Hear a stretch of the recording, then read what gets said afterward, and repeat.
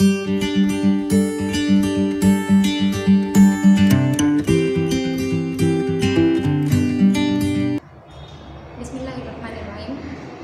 আমি মোহাম্মদ ফরিদা ইয়াসমিন মুন্নি। তারাপুরিয়া মাধ্যমিক বিদ্যালয় কর্তৃক আয়োজিত অনলাইন ক্লাসে সকলকে স্বাগত।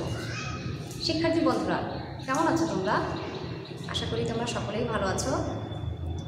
আলহামদুলিল্লাহ, আমিও ভালো আছি। বন্ধুরা, আজকে আমি তোমাদের সামনে হাজির হয়েছি পদার্থবিজ্ঞানের ৪র্থ অধ্যায় নিয়ে। ৪র্থ অধ্যায়ের শিরোনাম হচ্ছে কাজ, ক্ষমতা ও শক্তি। চলো তাহলে আমরা সরাসরি আলোচনায় চলে যাই। বন্ধুরা, কাজ বলতে তোমরা কি বোঝো? দৈনন্দিন জীবনে আমরা যা কিছু করি সেগুলোকেই কাজ বলি।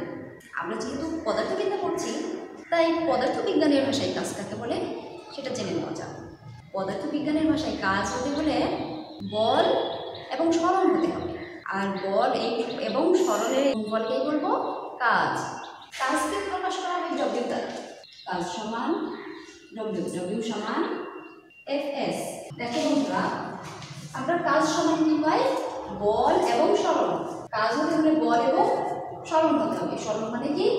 সময়ের সাথে বস্তুর অবস্থানের পরিবর্তন। এখানে ডব্লিউ সমান কাজ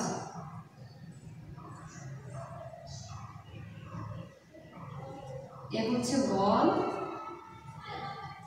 এবং এ হচ্ছে সরণ। তাহলে কাজ বলতে বুঝি বল এবং বলের দিকে সরণের উপাংশের গুণফল। কাজের একক আমরা জানবো এবার। কাজের একক হচ্ছে জুল। কাজের একক কি? কাজের একক হলো জুল। মাত্রা, চলো মাত্রা নির্ণয় করে দেখি।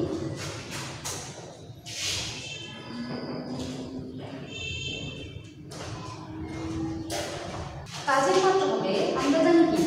কাজ ডব্লিউ সমান কাজ সমান বল ইনটু সরণ।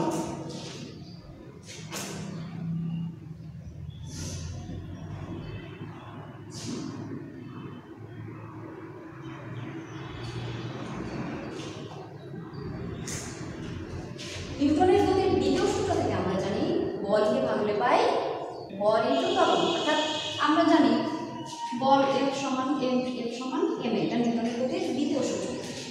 তো এখান থেকে এফ এর মান আমরা কি পেয়েছি? M A. এম মানে ভর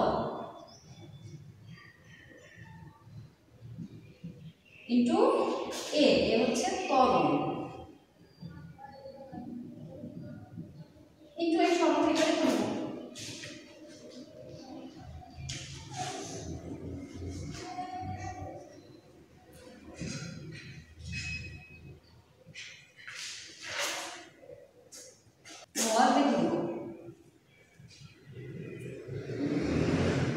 ইনটু ত্বরণকে ভাঙলে আমরা কি জানি?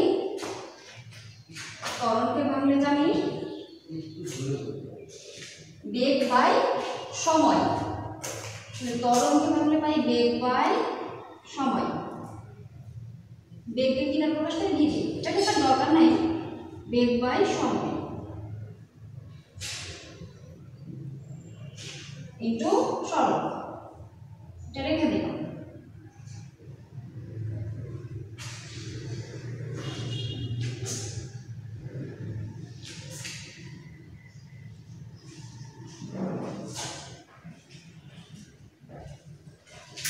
বেগকে ভাঙলে আমরা পাই সরণ বাই সময়।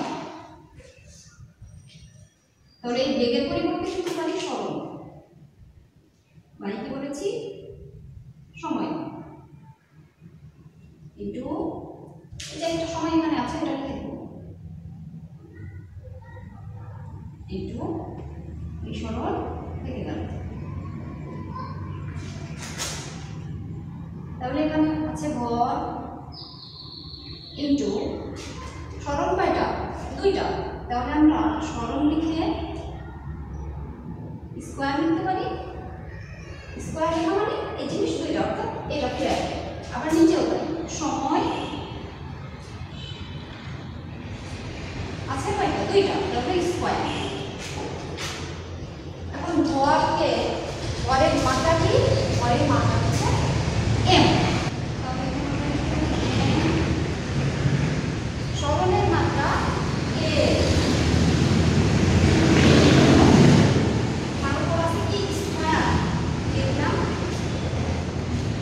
নিচে কি আছে সময়, সময়ের মাত্রা হচ্ছে টি, টি এর উপরে দিলাম স্কয়ার।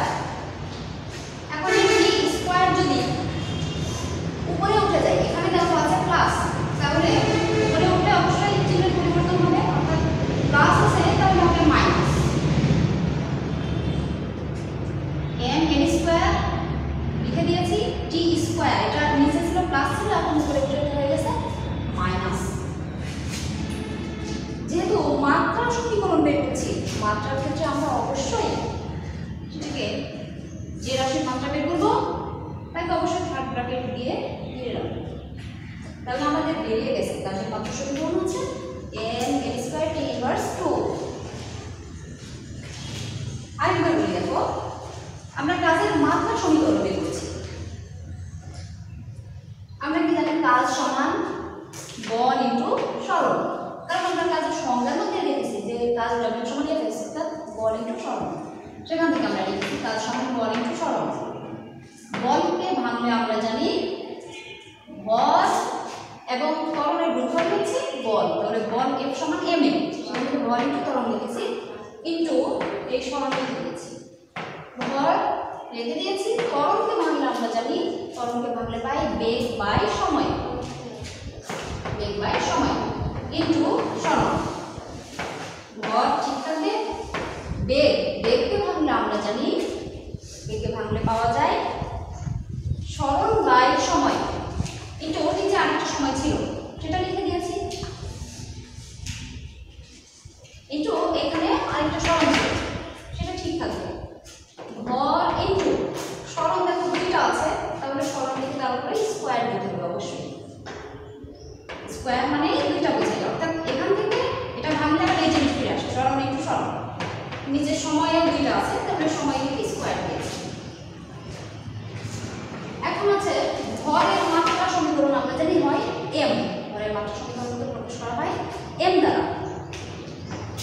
m ইনটু সরণের মাত্রা হচ্ছে l, তাহলে সরণের মাত্রা l তারপর হচ্ছে স্কয়ার অর্থাৎ l স্কয়ার হলো। আর নিচে কি আছে সময়, সময়ের মাত্রা সমীকরণ হচ্ছে t, তারপরে স্কয়ার, এই t স্কয়ার প্লাস ছিল নিচে, উপরে উঠলে মাইনাস হবে। যেহেতু আমরা মাত্রা সমীকরণ নির্ণয় নিচ্ছি তাই কাজের মাত্রা সমীকরণ নির্ণয় করছি, তাই কাজ w লিখেছি এবং মাত্রা সমীকরণ লেখার কারণে এটাকে থার্ড ব্র্যাকেট দিয়ে দিয়ে রাখছি। ইকুয়াল কি হয়েছে m n square t inverse 2। আশা করি সকলে বুঝতে পেরেছ। বন্ধুরা, কাজ তো সবসময় ধনাত্মক হয় না, কখনো কখনো ঋণাত্মক হয়। এখন আমরা জানবো কাজ কখন ধনাত্মক হয় কখন ঋণাত্মক হয়। যখন একটা বস্তু সামনে থেকে, মনে করো একটা গতিশীল বস্তু আমার দিকে দিয়ে আসছে, আমি বস্তুটাকে বল প্রয়োগ করে বাধা দেওয়ার চেষ্টা করলাম এবং বস্তুটাকে আমি বল প্রয়োগ করে সরিয়ে সামনের দিকে নিয়ে গেলাম, অর্থাৎ আমার সরণ হলো সামনের দিকে, আমি বল প্রয়োগ করছি সামনে, আমার সরণ হচ্ছে সামনের দিকে। সেক্ষেত্রে কাজের পরিমাণ হবে পজিটিভ অর্থাৎ ধনাত্মক। কিন্তু গতিশীল বস্তুর ওপর যদি আমি বল প্রয়োগ করে বাধার সৃষ্টি না করতে পারি এবং আমি যদি পেছন দিকে সরে যাই, সেই ক্ষেত্রে কাজের পরিমাণটা হবে ঋণাত্মক, অর্থাৎ আমি বল প্রয়োগ করছি সামনের দিকে কিন্তু সরে গেলাম পেছনের দিকে, সরণ হলো বলের বিপরীত দিকে, সেই ক্ষেত্রে যে কাজ পাবো সেটা হবে ঋণাত্মক কাজ। মনে করো এই অবস্থানে একটা বস্তু আছে, এই বস্তুটার উপরে F বল প্রয়োগ করা হলো এবং বস্তুটা S দূরত্ব সরে গিয়ে নতুন যে অবস্থানে আসলো সেটার নাম দেই বি, বি অবস্থানে আসলো। এই অবস্থানের বস্তুর উপর F বল প্রয়োগ করায় বস্তুটি সরণ ঘটেছে S এবং বস্তুটি বি অবস্থানে অবস্থান করছে। বি হচ্ছে বস্তুটির নতুন অবস্থান, তাহলে এখানে কাজের পরিমাণটা কি হবে? কাজের পরিমাণ হবে কাজ কি W, W equal F S, অর্থাৎ কাজ সমান বল ইনটু সরণ। এখানে বল ছিল F, যেটা আমি প্রয়োগ করেছি F বল, আর সরণ ঘটেছে কতটুকু S পরিমাণ, তাহলে কাজ সমান পেয়েছি বল ইনটু সরণ। মনে করো এই অবস্থানে একটা বস্তু আছে,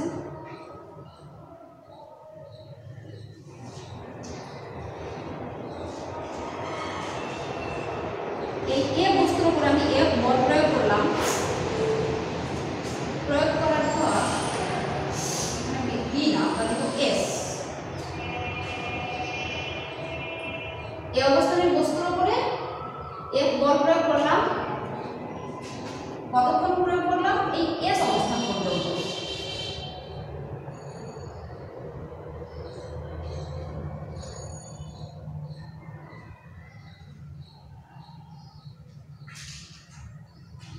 এ বস্তুর উপর এফ বল প্রয়োগ করলাম এস অবস্থান পর্যন্ত, অর্থাৎ বস্তুটা এই পর্যন্ত গতিশীল।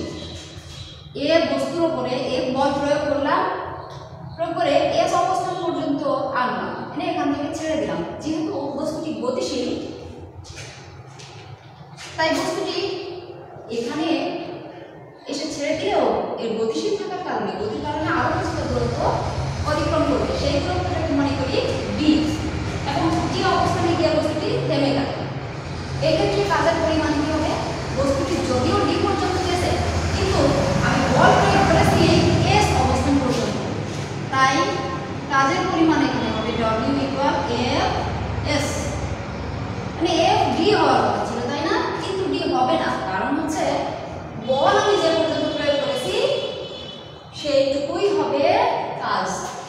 বল প্রয়োগ করা হয়েছে এস দূরত্ব পর্যন্ত, তাই কাজের পরিমাণ হবে ডব্লিউ ইকুয়াল এফ এস।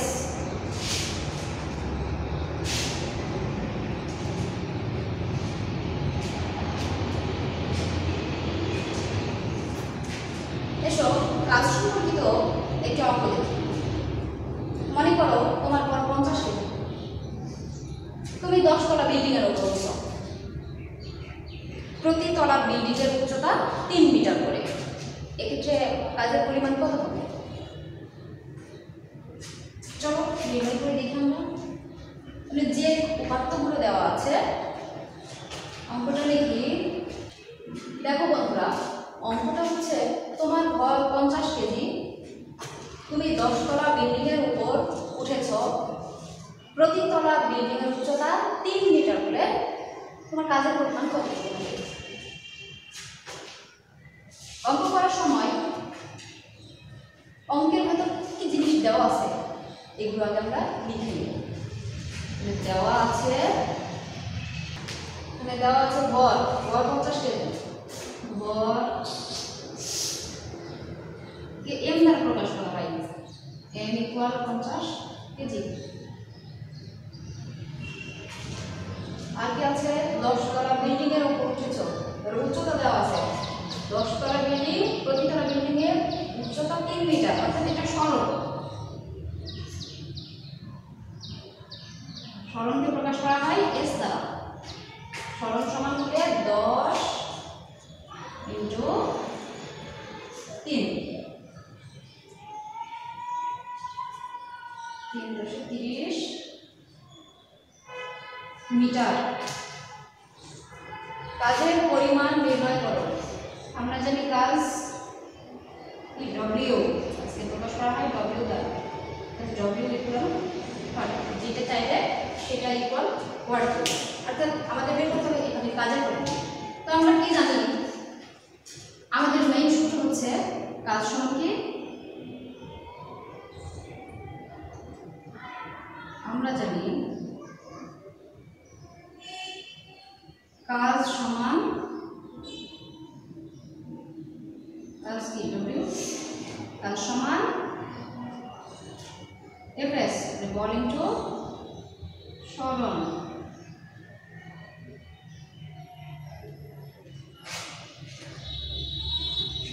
আমাদের দেওয়া আছে কি কি? বলের মান কোথাও দেওয়া নেই, সরণ দেওয়া আছে, তাহলে এফ বের করতে হবে। আমরা কি জানি?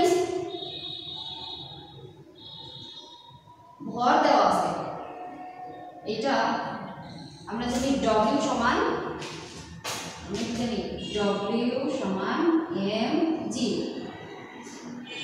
অর্থাৎ ভরকে অভিকর্ষ ত্বরণ দ্বারা গুণ করলেই ওজন পাওয়া যায়। এম এর মান দেওয়া আছে 50, জি এর মান সকলেই জানো 9.8, গুণ করে যেটা হবে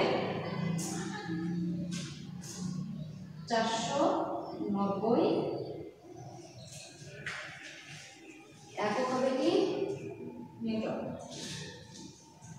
ভর এবং অভিকর্ষ ত্বরণ গুণ করে যেটা পাইলাম সেটা হচ্ছে ওজন, আর এটাই হচ্ছে বল। এটুকু বল প্রয়োগ করেছিলাম। তাহলে আমরা বলের মান কত পেয়েছি? 490।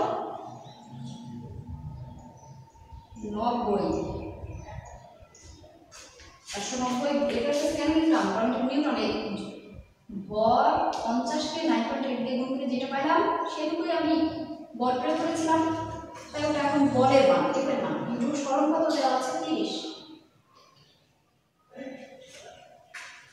এই দুটা গুণ করলেই উত্তর বেরিয়ে যাবে।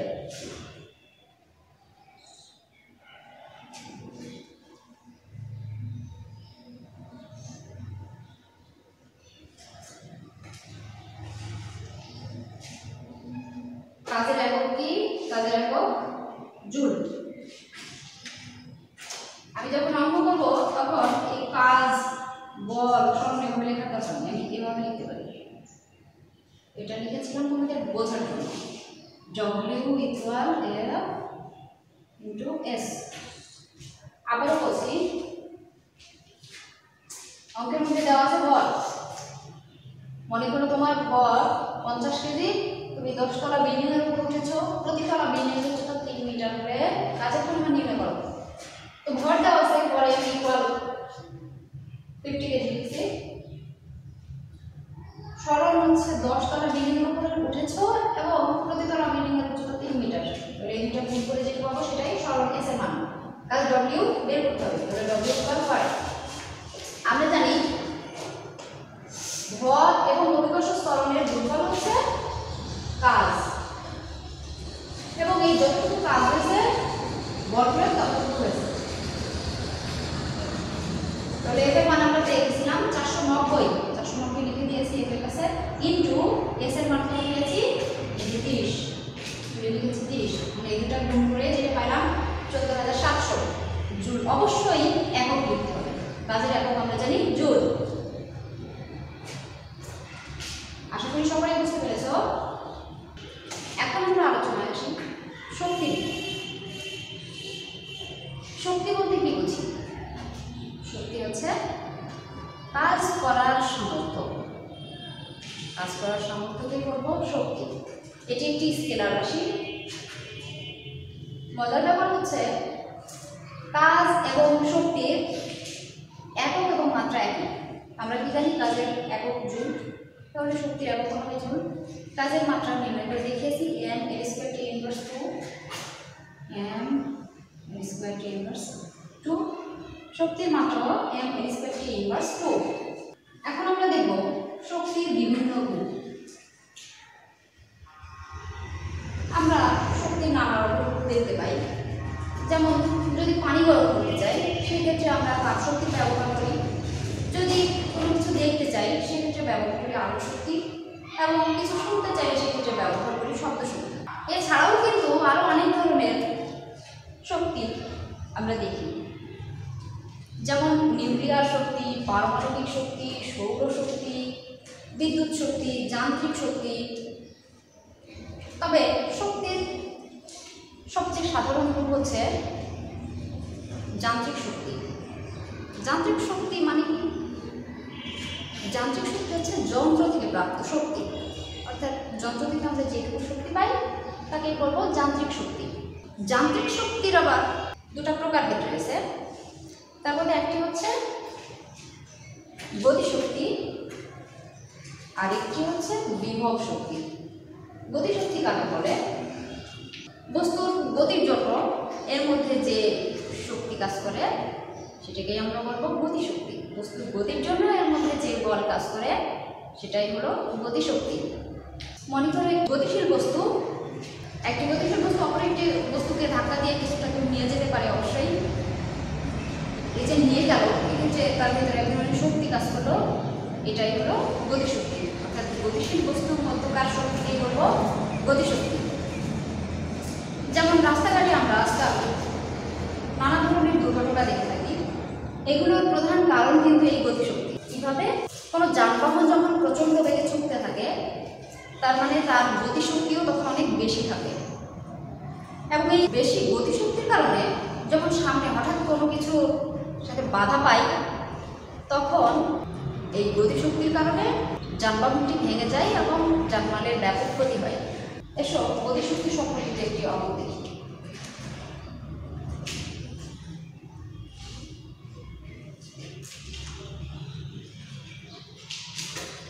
10 কেজি ভরের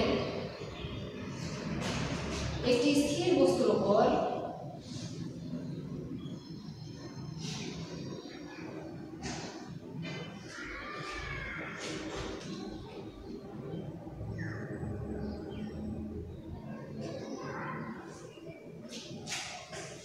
10 সেকেন্ড ব্যাপী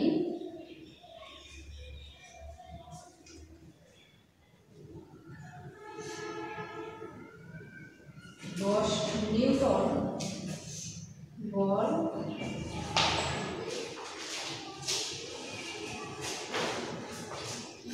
প্রয়োগ করা হয়েছে।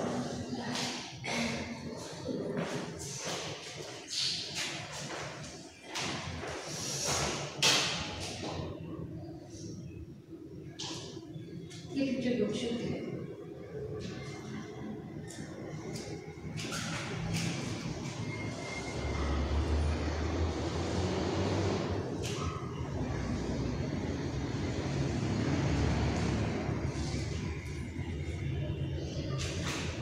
দশ কেজি বলের একটি স্থির বস্তুর উপর 10 সেকেন্ড ব্যাপী 10 নিউটন বল প্রয়োগ করা হয়েছে। এক্ষেত্রে গতিশক্তির পরিমাণটা বের করতে হবে।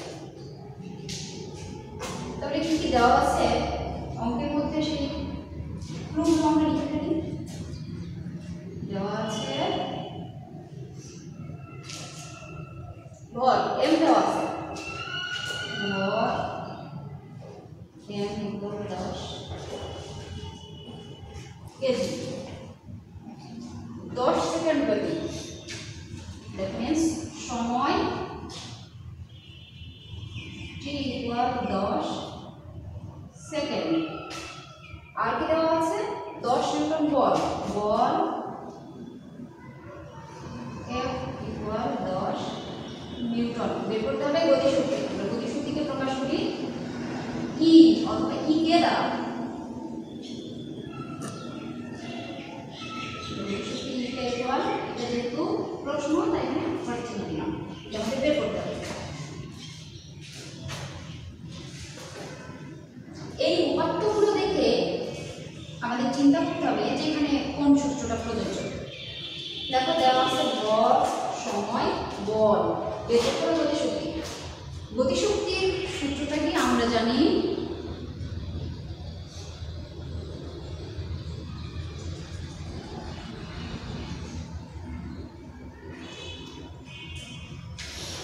গতিশক্তি E K equal half M V square.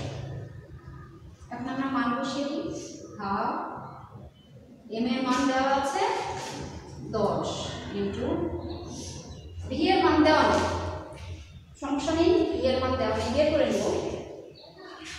আমরা কি জানি?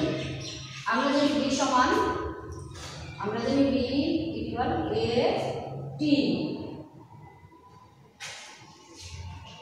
টি এর মান আছে কিন্তু এ এর মান নেই। এ এর মান বের করে নিব। আমরা নিউটনের গতির দ্বিতীয় সূত্র থেকে জানি F ইকুয়াল এম এ। এখান থেকে এ এর মান বের করতে পারি এ ইকুয়াল F বাই এম। তাহলে এ সমান পেলাম F বাই এম। এম এর F এর মান দেওয়া আছে, F এর মান 10 নিউটন, ভরের মানও দেওয়া আছে 10 কেজি। তাহলে ভাগ করলে হয় 1 ত্বরণের একক হয় m বাই s স্কয়ার। অর্থাৎ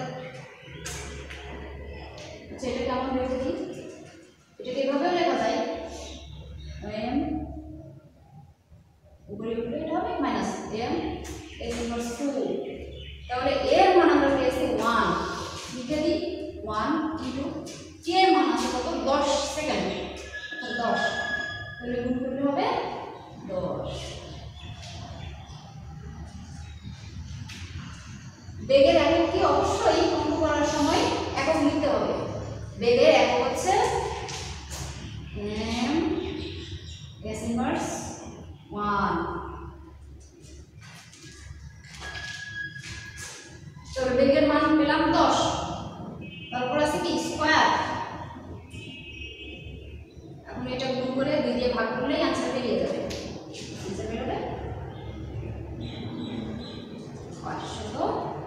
গতিশক্তি, গতিশক্তির একক কি জুল। আবার দেখো 10 কেজি ভরের একটি স্থির বস্তুর উপর 10 সেকেন্ড ব্যাপী 10 নিউটন বল প্রয়োগ করা হয়েছে, এক্ষেত্রে গতিশক্তি কত? তাহলে আমাদের দেওয়া আছে কি কি? দেওয়া আছে ভরের মান 10 কেজি, ভর m ইকুয়াল 10 কেজি নিচ্ছি, 10 সেকেন্ড এটা সময়, সময়টি ইকুয়াল 10 সেকেন্ড, 10 নিউটন বল, বল এর মান 10, গতিশক্তি বের করতে হবে। গতিশক্তি সমান আমরা কি জানি? গতিশক্তি E কে ইকুয়াল সূত্র হচ্ছে half m v square. Half লিখেছি, m এর মান এখানে দেওয়া আছে সরাসরি লিখে দিয়েছি, ইনটু v এর মান বের করতে গিয়ে সমস্যা, কারণ এই ক্রুর মধ্যে v এর মান দেওয়া নেই, তাই আমরা এভাবে v এর মান বের করে নিয়েছি। আমরা জানি v ইকুয়াল 18, এখানে সমস্যা হয়েছে কি এর মান নেই, এর মান আমরা বের করে নিয়েছি। নিউটনের গতির দ্বিতীয় সূত্র থেকে আমরা জানি F ইকুয়াল ma, ওখান থেকে a বের করেছি, a ইকুয়াল তাহলে হবে F বাই m। এবার মান দেওয়া আছে 10 নিউটন, m এর মান দেওয়া আছে 10 কেজি, ভাগ করে 1, ত্বরণের একক মিটার সেকেন্ড ইনভার্স 2। ফাইনালি আমরা v এর মানটা পেয়ে গেছি 10, তাহলে v এর কাছে 10 লিখেছি, যেহেতু এর উপর স্কয়ার আছে তাই স্কয়ার দিয়েছি। এখন 10 গুণ 10 × 100, এই দুটো গুণ করে 2 দিয়ে ভাগ করে যেটা পাবো সেটাই অ্যানসার। এবং অ্যানসার লেখার সময় অবশ্যই যেটা বের করবো তার একক দিব। এখন গতিশক্তি বের করেছি, গতিশক্তির একক আমরা জানি জুল, তাই এখানে জুল, জুল লিখেছি, জুলকে জে দ্বারা প্রকাশ করা হয় তাই এখানে জে লেখা হয়েছে। গতিশক্তি দেখুন, এবার দেখবো বিভব শক্তি। মনে করো তোমরা নিশ্চয়ই স্প্রিং দেখে থাকবে, স্প্রিং হচ্ছে পেঁচানো তার, আকৃতি অনেকটা এমন। এখন মনে করো এই স্প্রিং এর এটা খোলা প্রান্ত, এই খোলা প্রান্তে F বল প্রয়োগ করছে, স্প্রিং এর খোলা প্রান্তে আঙুল দিয়ে F বল প্রয়োগ করে এটাকে x দূরত্ব পর্যন্ত এনে, দেখো চিত্রটা,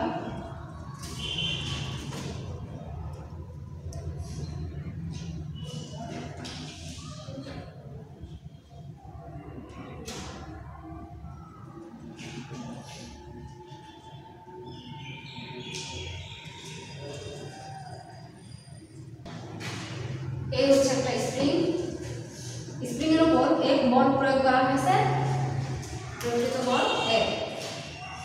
স্প্রিং এর উপর স্প্রিং এর খোলা প্রান্তে আঙুল দিয়ে এক বল প্রয়োগ করে এটাকে x দূরত্ব পর্যন্ত এনে স্থির করা হয়েছে। যে অবস্থানে এটা স্থির সেখানে এর কোনো গতি নেই, তাহলে এখানে কোনো কিছু গতিশীল না, তাই এক্ষেত্রে গতিশক্তির পরিমাণ হবে 0, অর্থাৎ এখানে কোনো গতিশক্তি থাকবে না। কিন্তু যেহেতু বল প্রয়োগ করা হয়েছে এবং এখানে কিছুটা কাজও হয়েছে, তাই এক্ষেত্রে নিশ্চয়ই এক ধরনের শক্তি আছে।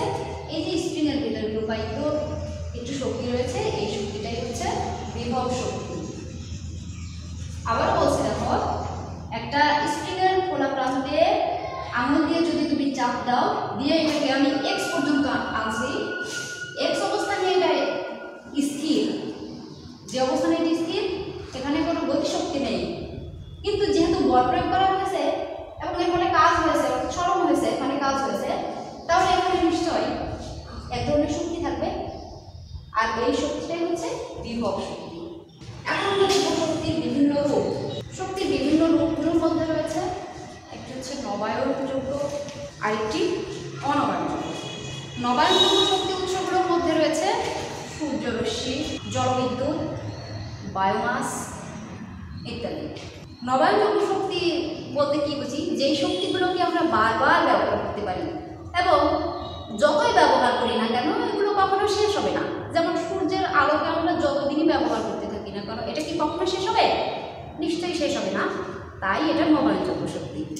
অনবায়নযোগ্য শক্তি কোনগুলো?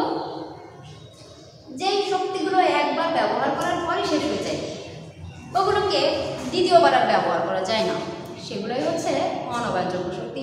এমন একটা উদাহরণ করো তো বন্ধুরা। আমি বলছি, কাঠ জ্বালানি হিসেবে আমরা কাঠ ব্যবহার করি, কয়লা ব্যবহার করি, তেল, গ্যাস এগুলো ব্যবহার করি। তো মনে করো 1 কেজি কেরোসিন তেল কিনে স্টোভে দিয়ে জ্বালাইছো, এটা শেষ হয়ে গেল, জ্বালালে এটা তো শেষ হয়ে যাবে, তাই না?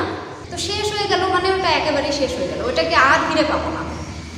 কিন্তু সূর্যের আলোকে দেখো, যে সূর্যের আলোকে আমরা যতদিনই ব্যবহার করি না কেন, সূর্য যেহেতু প্রত্যেক দিনে আলো দিতে থাকবে, তাই এটা কখনো শেষ হবে না।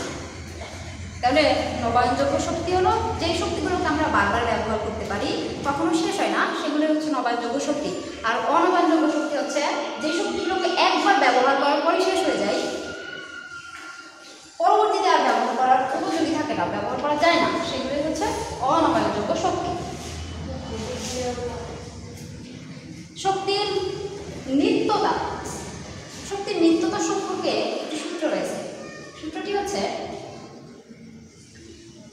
শক্তির সৃষ্টি বা বিনাশ করা যায় না, এর শুধুমাত্র রূপান্তর করা সম্ভব, অর্থাৎ এর এক রূপ থেকে আমরা অন্য রূপে রূপান্তর করতে পারি, কিন্তু আমরা আসলে কোনো শক্তি তৈরি করতে পারি না। পৃথিবীতে শক্তির পরিমাণ যতটুকু আছে ততটুকুই, যতটুকু ছিল ততটুকুই আছে, এর শুধুমাত্র রূপান্তর হয়েছে। তাহলে নিত্যতার সূত্র আমরা বলতে পারি, শক্তির সৃষ্টি বা বিনাশ নেই, মহাবিশ্বে মোট শক্তির পরিমাণ অপরিবর্তনীয়, আমরা শুধুমাত্র এর এক রূপ থেকে অন্য রূপে রূপান্তর করতে পারি। কিভাবে রূপান্তর করি?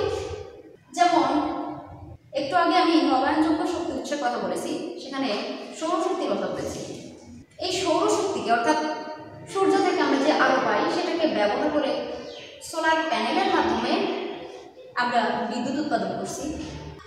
এছাড়া পানিতে বাদ দিয়ে, যেমন আমাদের দেশে কাপ্তাই জলবিদ্যুৎ কেন্দ্র রয়েছে, তোমরা নিশ্চয়ই সেটার নাম শুনে থাকবে। সেখানে কি করা হয়? পানিতে বাদ দিয়ে সেখান থেকে বিদ্যুৎ উৎপাদন করা হয়। তাহলে ছিল জলশক্তি, সেখান থেকে আমি পেলাম কি, তৈরি করলাম সে বিদ্যুৎ শক্তি। তাহলে রূপের পরিবর্তন হলো কি না? আশা করি বুঝতে পেরেছ। এখন আমরা আলোচনা করি ক্ষমতা নিয়ে। বন্ধুরা, ক্ষমতা বলতে কি বুঝি বলো তো? হ্যাঁ, ক্ষমতা হচ্ছে কাজ করার হার। কাজ করার হারকে বলি ক্ষমতা।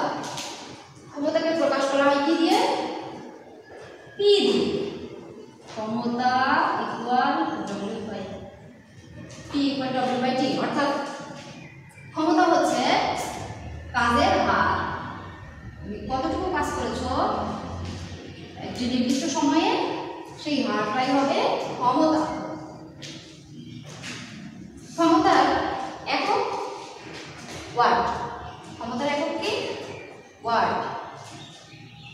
ক্ষমতার মাত্রা কি? ক্ষমতার মাত্রা m এর স্কয়ার t ইনভার্স 3। তাহলে ক্ষমতা হচ্ছে কাজ করার হার, ক্ষমতার একক ওয়াট, এবং মাত্রা হচ্ছে m এর স্কয়ার t ইনভার্স 3।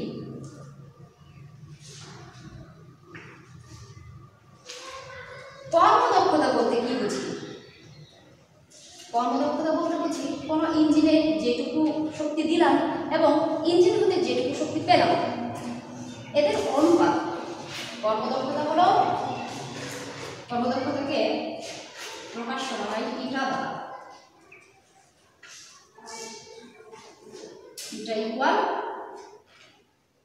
মোট, অর্থাৎ যন্ত্র থেকে প্রাপ্ত মোট কার্যকর শক্তি, যন্ত্র থেকে প্রাপ্ত মোট কার্যকর শক্তি অনুপাত মানে ভাগ মোট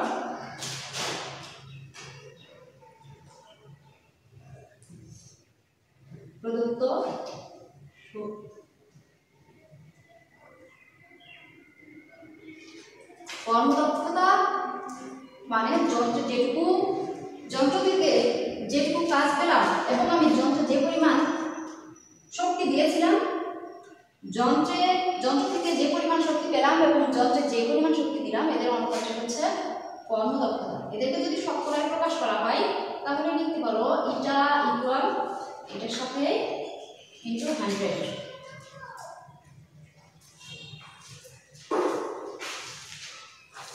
আজকের মতো এখানেই শেষ করছি। সকলের সুস্থতা কামনা করছি। সকলে ভালো থেকো। আল্লাহ হাফেজ।